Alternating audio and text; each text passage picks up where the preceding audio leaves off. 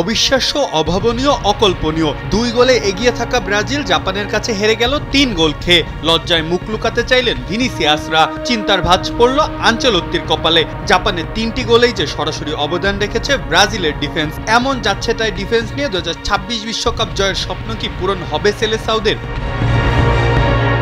2 গোলে পিছিয়ে থাকা জাপানকে প্রথম গোলটা রীতিমতো উপহার দেন ব্রুনো। প্রথম গোলে অ্যাসিস্ট করেও থামেননি এই ব্রাজিলিয়ান ডিফেন্ডার, করে বসেন জাপানের হয়ে সমতাসূচক গোলটাও। যদিও প্রথমার্ধে 2টি দারুণ গোল করে ম্যাচটা সহজভাবেই জিতে নেওয়ার স্বপ্ন দেখছিল আনচেলত্তির দল, তবে তার হলো কোথায়?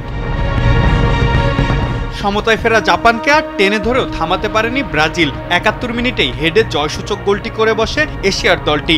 এখানেও আছে ব্রাজিলের গলদ। উইদের হেডটা ঠেকানোর পর ব্যালেন্স সামলাতে না পেরে গোলই বানিয়ে দেন ব্রাজিলের গোলকিপার। পরে বাকি ম্যাচে জাপানের দাপটে কোণঠাসা হয়ে পড়েছিল 5 বারের বিশ্বকাপ জয়ীরা। 2022 বিশ্বকাপে ব্রাজিলকে চেপে ধরেছিল এই জাপান। সেই যাত্রায় নেইমারের পেনাল্টিতে বেঁচে গেলেও এবারে আর ছাড় পায়নি সেলেসাওরা। জাপানের আগে বলিভিয়ার কাছে হেরে এখন মুদ্রার উল্টো পিঠটাও দেখছেন আনচেলত্তি। তবে কি ব্রাজিলের হেক্সা জয়ের মিশন ধীরে ধীরে ফিকে হয়ে যাচ্ছে? মাহফুজ আহমেদ, কালবেলা।